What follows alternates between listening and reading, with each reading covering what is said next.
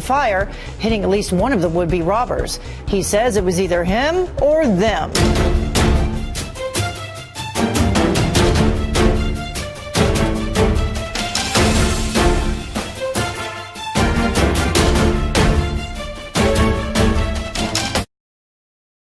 Police say that a 20-year-old Rockville man picked the wrong business to rob. When that gunman allegedly threatened to kill the clerk's young son, she attacked him with a fire extinguisher, and cameras caught part of this takedown. Only on 7, Montgomery County reporter Kevin Lewis. Kevin. Well, Leon, Ethiopian resident Tigist Detresso owns this Silver Spring liquor store. She says money is one thing, but making threats against her 19-month-old son, well, that set off instant rage. Dressed to match the night sky, police say 20-year-old Michael Kemp walked through the front door on a mission. Hidden along aisle 2, Kemp began to pace and then yanked out a long-barrel revolver from his shopping bag. He said, bring money, bring money. Store owner Tigist Detresso was in the stock room. With his gun drawn, Kemp allegedly led the mother of 3 to the front register, shouting orders along the way. And he said, bring more money, bring more money. I don't have it. Down to the very last dime, and it still wasn't enough. Kemp returned to the stockroom where Detresso's young son was screaming. He said, I kill your son. He come to my store, inside my store. He tried to kill him. Like a mama bear, Detresso grabbed a bright red fire extinguisher and ran after Kemp, clocking him in the head. Her son, on the bottom left-hand side of the screen, trotted away just in time. I keep him like this. After that, somebody help me. Detresso suffered a minor bite to her finger. Paramedics, however, had to cart off Kemp to the hospital. He need money. I give him money. He have to go back outside, right? But he come to inside. He kill my son. No, that's not fair. This is a bad person. Well, you can see Detresso there talking with customers. She is back on the job. She and her son doing totally okay. As for Kemp, he is sitting behind bars rather than at a bar, facing 7 felony counts, including assault and armed robbery. The store owner takes matters into his own arms when he's being robbed. Watch as a van comes crashing through the door of Bouchard's clothing store. This is in Milwaukee. Well, the owner, fearing for his life, he grabbed his rifle and then he opened fire, hitting at least one of the would-be robbers. He says it was either him or them. I believe that if they would have gone through the door, I would have been dead. So that's the reason that, again, I reached for my gun. I don't come to work to have a shootout, you know. I come to work to make my living. And it didn't stop there. Marar then posted the video on the store's Instagram page as a warning to any other criminals. Abducted as she left her office, but it was the quick thinking of 2 hero teens that saved her life. Yes, I'm on the highway. I'm witnessing a robbery, not a robbery, a kidnapping. That's the voice of 19-year-old Aaron Arias frantically making this call to 911. Me and another guy that were checking out the girl in the back seat because we're like, okay, she's kind of attractive. Then all of a sudden, you know, the guy's turned back looking at her. He looked to the back seat, and the blonde female in the back, she was saying, help me or something, whispering it. So I am assuming it is a kidnapping. The students followed the car on Highway 175 for miles, staying on the phone with 911 operators as police raced to find them. Oh, my God, I'm hoping the car behind me is a police officer. Correct. Nope, it's not. Oh, my God. Within minutes, officers arrive and pull over the vehicle. Inside, they discover a 25-year-old woman allegedly kidnapped after leaving an office party in downtown Dallas. Thank God. You guys are awesome. Oh, my God.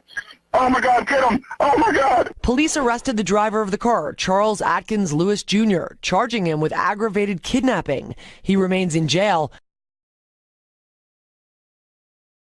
Convicted of brutally attacking and robbing a Waco liquor store owner will spend the rest of his life in prison. Judge Ralph Strother sentenced 5-time convicted felon Tony Wayne Swinney today. Matt Gebhardt has more.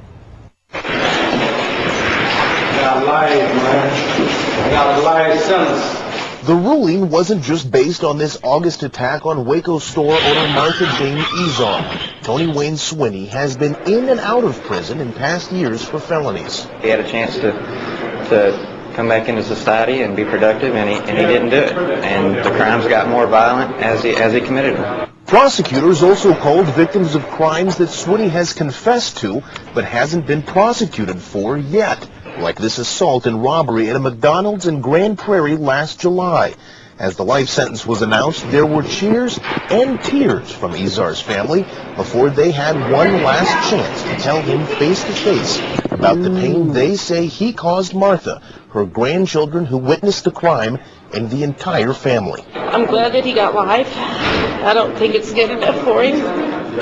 I think he's a coward. I asked him several times to look at me when I was speaking to him. He didn't want to look at me. At one point he laughed. Like I told him, I hope he has the nightmares in his head that our whole family's been through. The judge's last words to Swinney, "I wish I could give you more," a sentiment shared by Izar's family. His eyes are the keyhole to his soul, and there was no remorse there. In Waco, Matt Gebhardt, NBC 6 News. Swinney's attorney says there is no plan to appeal the ruling just yet. Police in Grand Prairie say they will now proceed with the trial scheduled for Swinney for the attack inside the McDonald's and another robbery at an Albertsons grocery store. A store manager out of jail tonight after pulling a gun over a broken bottle. Yeah, Margaret Ann Morgan talked to both sides to see what led up to this intense situation, and she joins us now to explain what happened. Stephen Carey, we've all been told you break it, you buy it. But in this case, you break it and refuse to buy it. A gun is pulled. I'm going to pay for it. I'm going to take it. I'm going to take it. You're going to take it? Yes, I'm going to take it. When Carlos Molina went into the A&B Food Mart on Hardy Street in Hattiesburg, he just planned on buying some beer. One of the bottles in his six-pack fell out and broke when he pulled it from the shelf.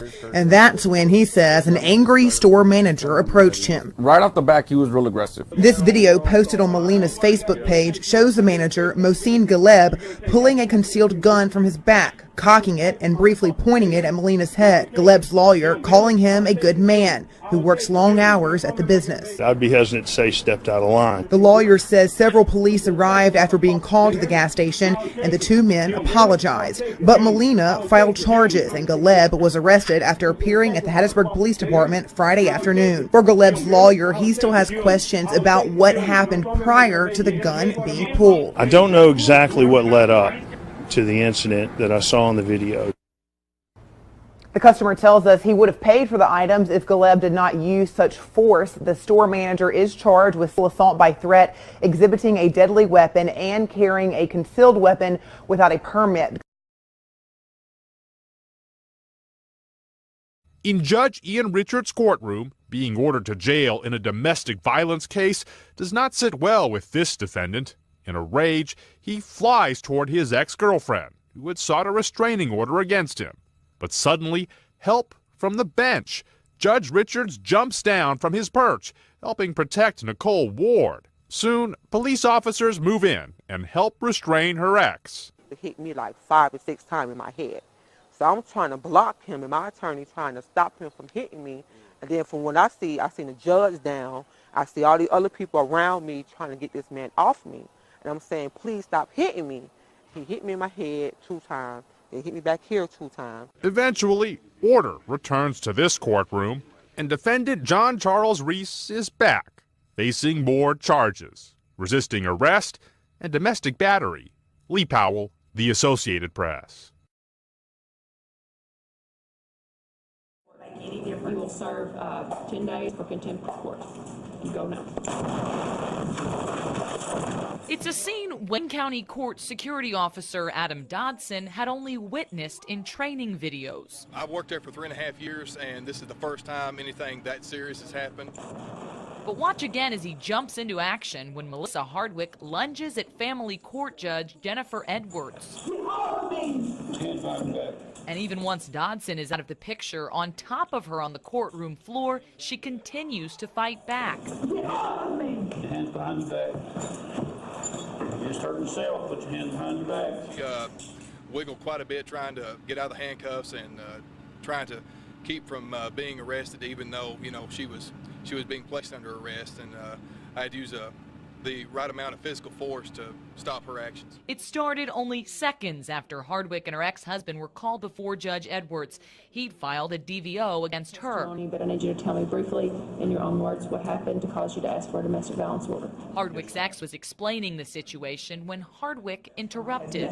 Ms. Hardwick, you will be held in contempt of this court if you become disruptive. I haven't done anything to this court. I haven't done anything to him. She will be arrested for contempt of the court. And it was the 10-day jail sentence that set her off. Go now.